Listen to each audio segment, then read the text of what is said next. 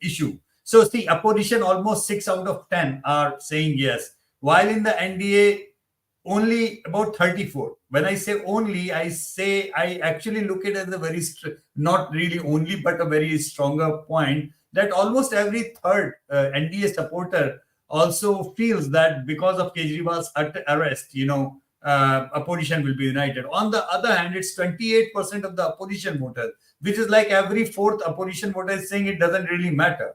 This tells you a lot about the kind of churn that this election is keep making or doing or already undertaking in that way. It is up a danger of disintegration after Kejriwal's arrest. Look at the opposition number: high risk 25%, slightly 28%. Now every fourth and opposition voter is feeling like there is problem. This party is not going to sustain in that way. Yeah. If you add 28% with slight disintegration of sort, almost every second opposition voter is feeling this is going to create a trouble, in that way.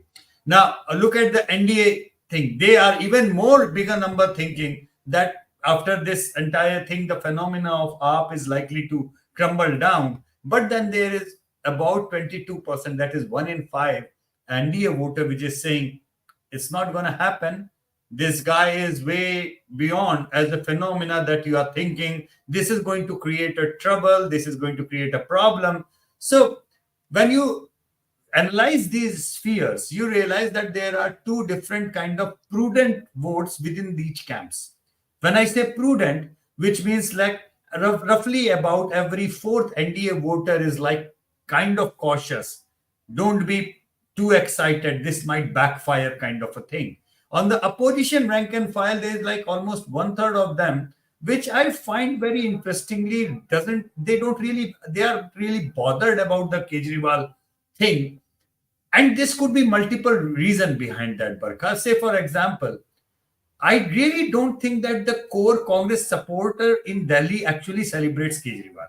Congress leaders don't celebrate Kejriwal in Delhi because they know Kejriwal has eaten them up, So if the Kejriwal equation is out of the frame, then they feel there is a chance of recovery for Congress. Same is with the Congress leaders in, say, for example, in Punjab or for that matter in Gujarat, where the Congress leaders know that it was the Kejriwal's performance which was the key reason for their meltdown during the Gujarat elections. Same is the case of Haryana for that matter. So I don't see essentially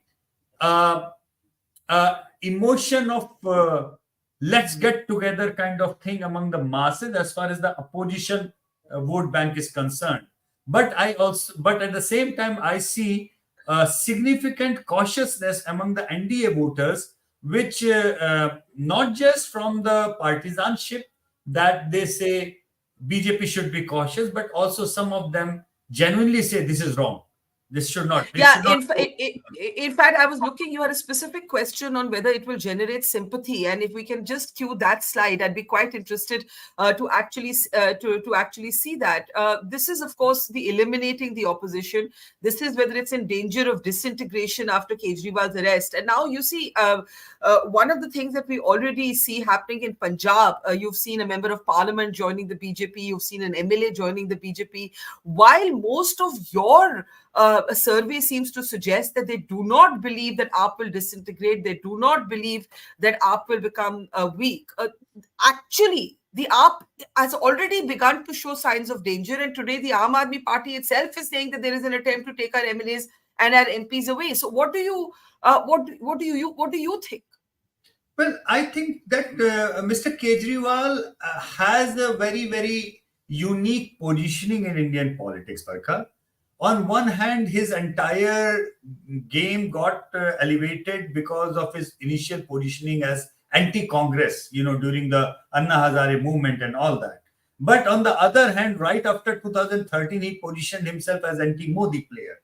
Now, the thing is that there is a genuine sentiment attached to him during that Andolan days, and some of that core vote remains with him. But if you look into his Delhi politics, funnily and oddly enough, there is roughly about 20% vote in Delhi, Barkha, which is anti-BJP. and there is roughly about 20% vote in Delhi, which is anti-Congress. Now, whenever he goes to assembly election, these 40% votes go to him en bloc, and he sweeps. But whenever the Lok Sabha elections happen, the anti-Congress vote goes to BJP and anti-BJP votes go to the Congress. This is why the Congress vote share jumps ahead of the Aam Aadmi Party during the during the Lok Sabha election, even in Delhi. So he is in a very unique position where he has the ability and has the capacity to take along anti-BJP and anti-Congress votes together. Well, that's what I want to ask you to talk about. We have the slide. Will AAP get sympathy votes after Kejriwal's arrest? And even 35% of NDA voters believe that he might get sympathy. And now remember, the unique position is not just due to his profile that is in some ways disproportionate to his actual political electoral clout. It is also that in Delhi, it's a very intriguing electorate because it seems to like Kejriwal and the Prime Minister both. And the Lok Sabha and the Assembly elections are very, very divergent. In this Lok Sabha election, and I'll come to your seat projections in just a moment, do you think Delhi will have to choose? What does this figure tell you? 35% of NDA voters say AAP will get sympathy votes. 55% of NDA voters say no. 63% of opposition voters believe that this is going to help him politically. A very dear colleague, Amitabh Tiwari, he did some kind of number crunching looking at these numbers. And he said that, Yashwant bhai, if this is about 20% block, which is anti kind of thing, and if there is a 1/3 of that block is saying that there is a probability of pro-Kejriwal sympathy, then we are looking at a 6% swing going away from the BJP. If these convert into votes, and he did that calculation and he came up with a number of 5-2 in favor of the BJP still. But he said that in this case, about 2 seats out of 7 in Delhi can actually go to Kejriwal if this swing happens. Still, majority of that 5 out of 7 will still go to the BJP. But having said that, what I feel that this might galvanize Kejriwal for the assembly elections. Because at the end of the day, it is the Labharti Yojana, it's the welfare schemes which has propelled him and kept him into power, number one. And there is enough traction for him to feel that my support base is not really declining in Delhi, at least, for sure. So that is an interesting thing that I believe that the reason why he has gone to jail and is still not resigning, he is kind of forcing this government to find a technical ground and put Article 356, or if even if LG dismisses him, and if the LG dismisses him, he might very well like to answer, tell that, okay, you dissolve the assembly and, go ahead with the assembly. Are you saying that he, by not electing another leader, by having his wife come out and read, comments on his behalf, might be actually daring the LG to dismiss the government and then try and create that moment into a political opportunity? I guess so. I think he is daring them so that he can come out as a martyr. So he is not fearing to go to jail, and he is actually daring, and he is sensing that this might add to his political relevance and political sustainability even after the Lok Sabha elections are gone. That's what I am sensing. That's why he is not resigning. He will dare, he will challenge, he will feel like that, putting him in the jail, asking him to resign, dissolving this government or dissolving assembly is eventually going to help him in the Delhi assembly elections.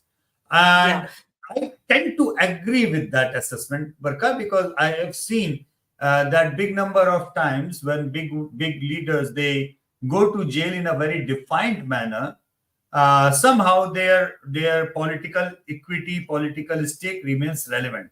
However, having said that, Barkha, there is one legal point which some of the people who are known to the cases, and they have during informal discussions, they kind of noted to me that just get it confirmed again, Barkha, but from legal things, that basically it is one of those few cases where the party is a party.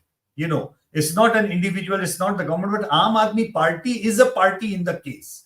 So what I am finding it very funny or odd or intriguing, that in case if any judgment, any court judgment comes against Aam Aadmi Party as a party, then the ball will go into the Election Commission's court to kind of de-recognize that sort of thing. And I'm still not very sure because I'm not a legal person, but some very knowledgeable people told me this, and I still need to check this fact. If that is the case, and if that could be the scenario, you should actually talk and check it out. Yeah, if that is the case. We have another show coming up on what happened with Kejriwal in court, so we'll definitely raise that. I want you to talk a little bit about this question that the ABP-Cvoter survey posed. How satisfied are you with the performance of the chief minister? You posed this for a number of states, but Delhi is in the headlines right now. And satisfied to some extent, 30.7%. Very satisfied is almost 40%. That means 70% of Delhi is more or less satisfied with Arvind Kejriwal. Yeah. He's not unpopular as a chief minister. No. He's not unpopular at all. In fact, since 2015, it's almost like 10 years, Barkha. In the Mood of the Nation poll that we do for India Today, and we do a satisfaction ranking of all the chief ministers, Barkha. And Mr. Kejriwal's name has always remained there in the top 5, not in the top 10, So at not a single point of time, he was outside the top 10 gambit. Mostly he remained in the top 5. And he is arguably he has been quite popular as far as the assembly level electorate is concerned. Every time he has tried to prop himself up against Mr. Modi, that is where it has backfired to him. That part has backfired to him always. Now, there are two ways of looking at it. Number one, his numbers at the national level went up as and when Rahul Gandhi's number went down. We have discussed this quite often, But after Bharat Jodo Yatra and Karnataka and Telangana, Rahul Gandhi's numbers went back where they belonged, and Kejriwal's number actually went down. So did Mamata Banerjee's number as the national alternative. So the thing is, Kejriwal is right now unable to become an alternative to Modi at the central or the national level. Similarly, there is a bigger handicap with the BJP. BJP is unable to throw any alternative for Kejriwal at the Delhi level. So this is a contest of two vacuums. At the national level is the Modi versus the vacuum. At the Delhi level, it's Kejriwal versus the vacuum. Now, BJP is trying really hard to, kind of find other ways in order to ensure there is a meltdown of AAP, meltdown of Kejriwal, and people just come up with something where the BJP becomes a significant player. My experience with electoral politics and research, tells me that without a proper, viable, credible alternative face, these things don't really go in the right direction. It doesn't really work the way if you think that 77 was a watershed movement and there was a vacuum and still people voted in that way. It's not 77, it's 2024. But Indira had lost a lot of popularity at that point of time. With Mr. Modi at the peak of his popularity of all the times at this point of time. So that kind of comparison is not correct. That is not gonna happen. That's not the way it is evolving.